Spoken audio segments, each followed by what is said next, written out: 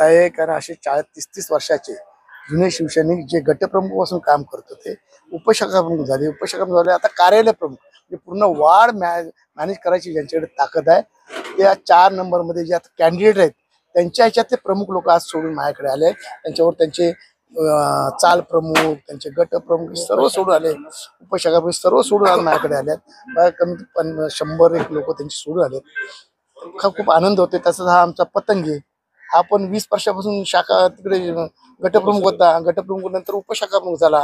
आज तो पुन्हा एकदा त्यांना कळलेला आहे सच्ची शिवसेना काय आहे, बाळासाहेबांचे विचार काय त्यांना कळलेलं, मग त्यांनी आज पक्ष दादा 20 तारखेला वोटिंग आहे, सगळे पार्टी सोडून तुमच्याकडे आता असं काय आहे? आज त्यांचा नेता येतो, खोलून पिलेली आहे. त्यामुळे त्यांना सांगायची गरज नाही की वाघाची पिल्लं आहेत, वाघाच्या पिल्लाने शिकारीची सांगायची गरज. हा माझा काल मंडप कुठं होता? त्या कोपऱ्याला. तिथेच कमीत कमी ही 2-3 हजार माणसं तिथे बसली असती. ती माणसं त्यांनी कमी करून घेतली आहेत. म्हणजे यांची कुवत आता किती राहिलेली आहे. आणि हेच आदित्य पहिले यायचे तर तिथे मंडप असायचं आणि तिथपर्यंत लोक असायचे माझ्याबरोबर त्याच्यापूर्वी. म्हणजे यांची आता परिस्थिती काय झाली त्याच्यावर तुमच्या लक्षात आलं. दादा आदित्य ठाकरे इकडे येणार आहे का? तुम्हाला फरक पडणार का इकडे? आज आदित्य ठाकरे साहेब येत आहेत आणि त्यांच्या येण्याच्या याच्यावर चांगल्या आगमनावरच 40-40 वर्षाच्या लोकांनी प्रवेश घेतला. मग याच्यावर याचा अर्थ तुम्हाला कळाला पाहिजे. सभेला खुर्च्या खाली राहणार आहेत. आता तुमच्या सभामध्ये मोठ्या गर्दी होतं, आज इथे गर्दी. हे जनतेचं प्रेम आहे. अशी लोक सारखी मला जॉईन राहत आहेत म्हणून प्रकाश सुर्वेची ताकद ही दिवसेंदिवस एकनाथ शिंदे साहेबांनी दिलेल्या मदतीमुळे वाढत आहे. आमची महिला भगिनी आहे बघा इथे, हिने जी महिला बचत गट बांधले, लाडकी बहीण योजनेसाठी केलेलं काम आहे.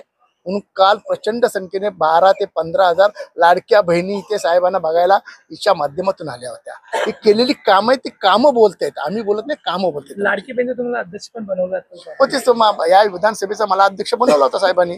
त्यामुळे मी जास्तीत जास्त लाडक्या बहिणींना पैसे त्यांच्या घरामध्ये कसे पोचतील, त्यांचा उदरनिर्वाहाचं कसं होईल याच्यासाठी मी जास्तीत जास्त प्रयत्न केले. त्यांना हातभार कसा लागेल संसार चालवायला याचा मी प्रयत्न केला. महाराष्ट्र जास्तीत जास्त तुम्ही लाडकी बहीणचे फॉर्म भरले? हो, मी 45,000 लाडक्या बहिणींना आम्ही पैसे देण्यामध्ये पात्र यशस्वी झाले. 45,000 महिलांना पैसे आलेत आमच्याकडे.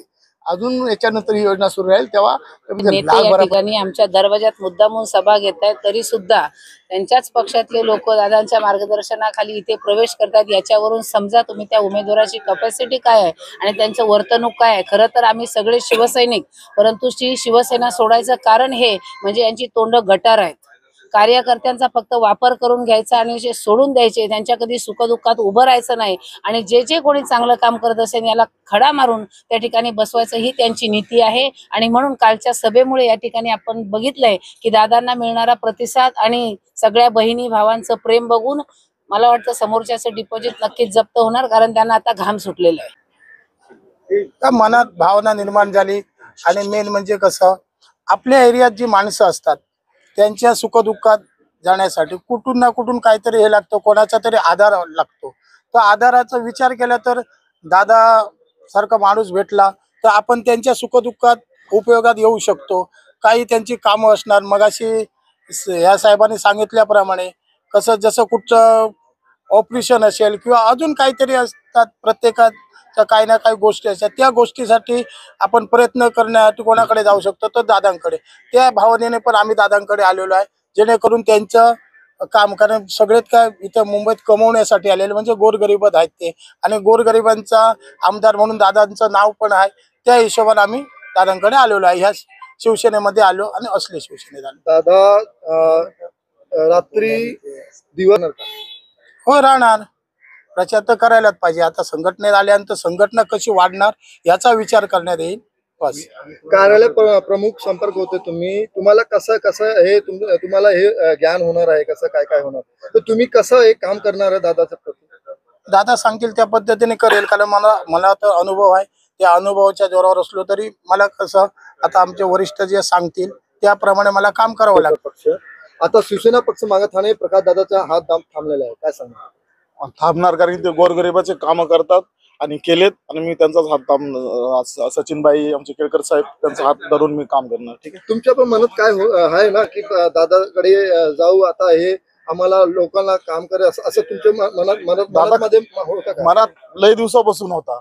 मी मध्ये भेट होत होतो, पण काही लोक मला तिकडे जाऊन रोखत होते.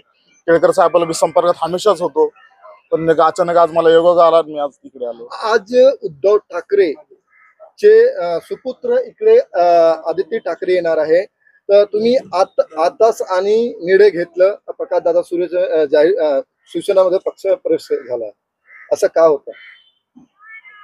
कारण की केळकर बोला बोला बोला. धाडतात, ऑपरेशन करतात, आमच्या बर्थडेला येतात, लहान लहान मुलाच्या म्हणजे झोपडपट्टी ज्या प्लास्टिकचं रूम असतात अशा लोकांच्या घरामध्ये येतात, त्यांचा बर्थडे करतात.